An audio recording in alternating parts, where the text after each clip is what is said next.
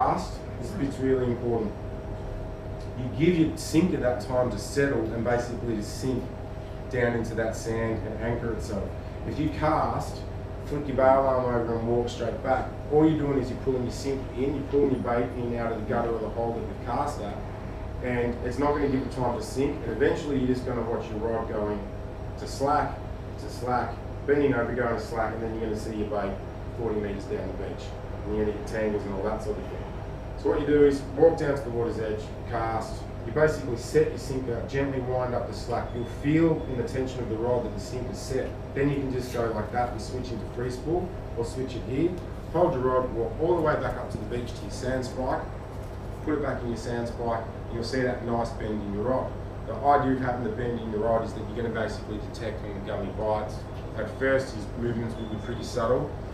9 times out of 10 he'll rip the rod straight out of the rod holder and into the sand if you don't catch it in time. There pretty much aren't any rod holders on the market, and just because of the nature of the sand, that's going to stop you from doing that. It's okay though, just rinse it a little bit. You'll be too excited at the time.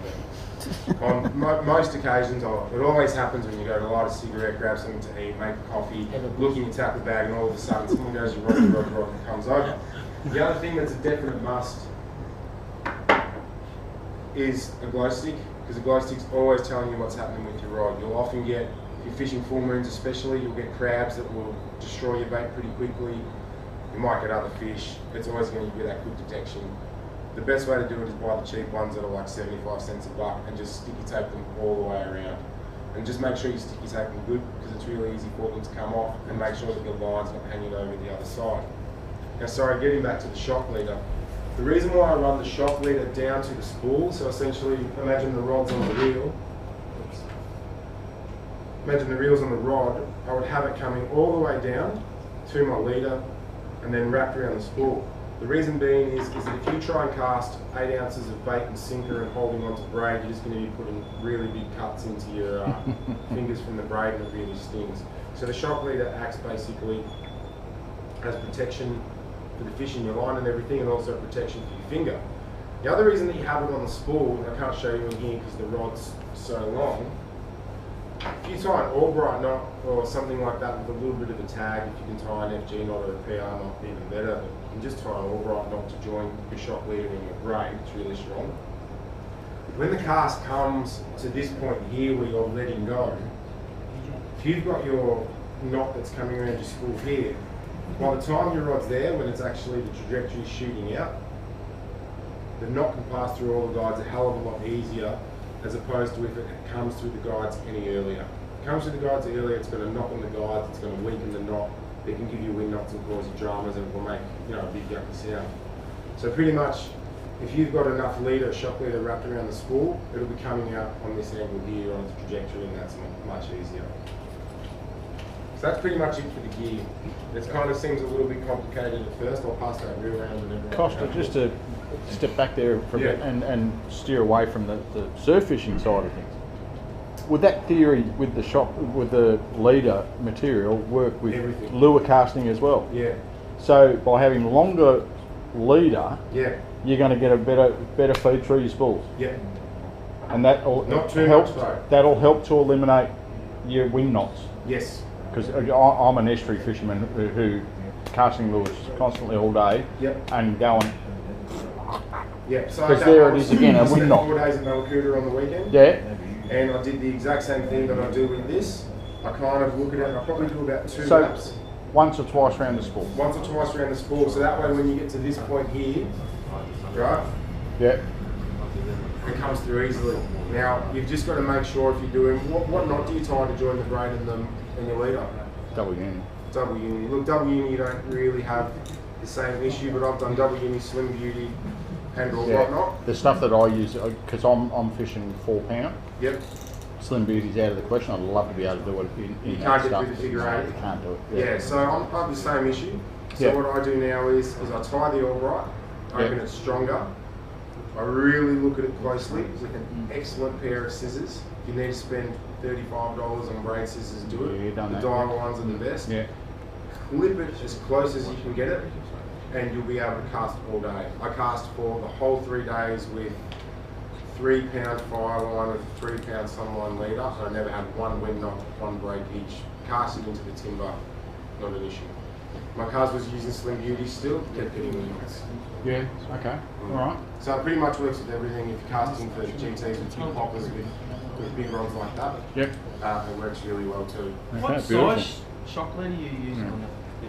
Generally, I'll go, like on that reel I've got 50, so I kind of do it in steps. So if I've got 50 pound mono, I'll go a 60 pound shock leader to the 80 pound leader. Yeah. Or drop it down a step. The whole thing you've got to think about is that brake obviously breaks way higher than what its stated braking straight is. Like if that's 50, it'd probably break at 80 to be honest.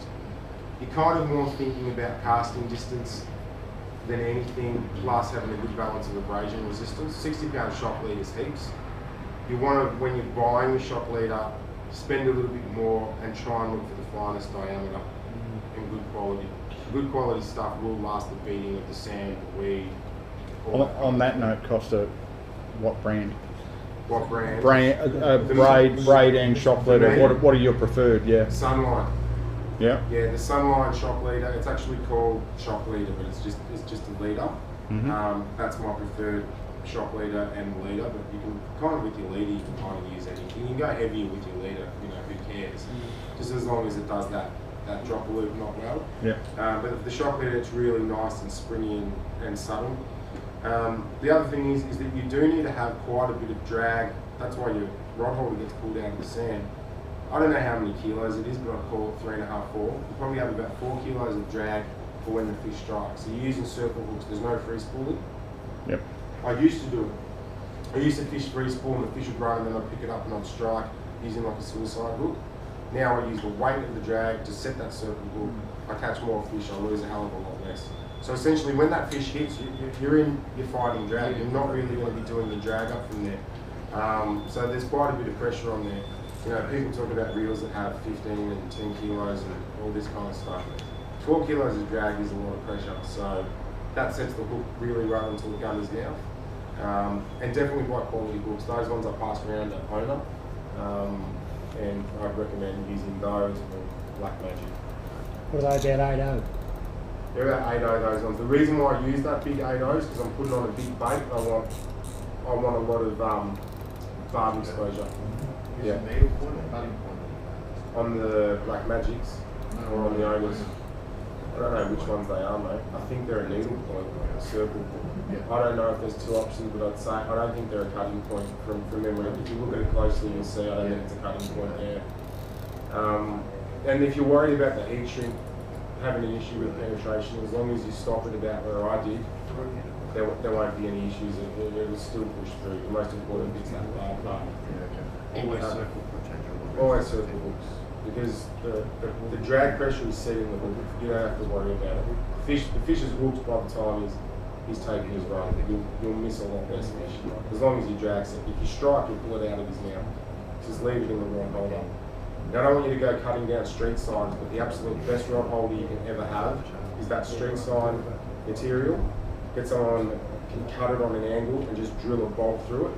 And the weight of it and the length that you can make it. Like make it this long if you want to make one, an awesome one from sand. It is the best rod holder you can buy. Unfortunately, there aren't any good ones for 4 kilos of drag pressure that you can buy in the shops. There's even cool stainless welded ones I've used. They'll end up hurting the bottom of your rod and they put cuts in it, or they sit up too high and they fall over too easy. The best one you can make is that. Some traders here probably will know exactly what it is. But that street sign material, yeah. Cut down on an angle with a bolt through it's all you need. Yeah, just don't want the bottom of your reel set sitting on the top of it. The other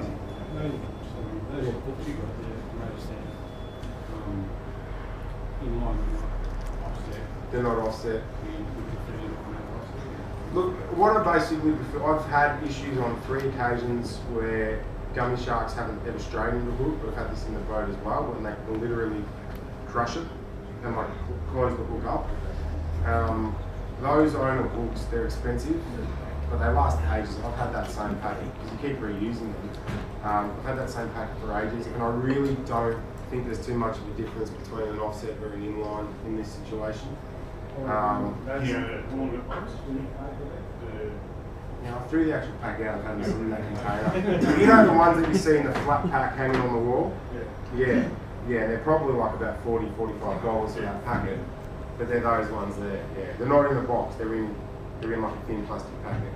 I've never had an issue with them, they're really good. Yeah, that was the next thing I was going to say. Okay, yeah, fighting the fish. So once he does strike, you'll be tempted to really pull out the rod quickly out of the rod holder, and there'll probably be a heap of pressure if you've got a decent rod holder that stays in there. Just take your time. Pretty much once he's hooked with a circle hook, he's not going to go far. One thing you'll find is that depending on what the current's doing, he'll run with the current. You won't try and run against it to get away from you. So if it's running that way down the beach, let's say you're hooked up here, you might end up landing the fish. If you go back to this guy here, took me miles down the beach. Like, I was nowhere near where I started from. I just had to keep moving. I was fishing really light line, as you can see. I've got an average 7,000. It was a pretty light setup, and he took me miles down the beach. Most of them will, just walk down with them. The other thing when it comes to a fight is this is not a one-person fishing. You can't do it solo. It's two-person fishing. So you need to have a gaff man too, and he's the most important guy because he can really stuff it up, and I've seen him stuff it up a number of times. So pretty much the you got the same brother as me, have you? What's that? You got the same brother as me, have you? Yeah, that's yeah. Yeah. You want a long gaff, like, you know, this would be the minimum that you want to use. Remember that you're fishing when it's rough to do this properly. You might have a shore break that's this high.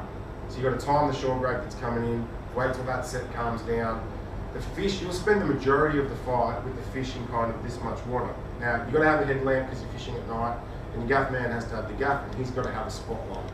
You've got to communicate to him where the fish is and what it's doing, and the easiest thing for the gaff man to do is go up to the point of your rod and follow your line down. So using a high-vis braid's good because you can see it.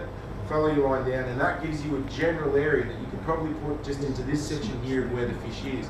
As you get him in that bit shallower, you'll start seeing his fin and his tail whacking. You'll have a couple more runs, but not too many. The bigger you're going to lose the fish is in this here, and the water's this deep.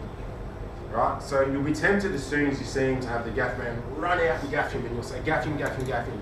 You've got to wait till it gets to a point where the shark's not really moving, and he's coming in and out with the waves.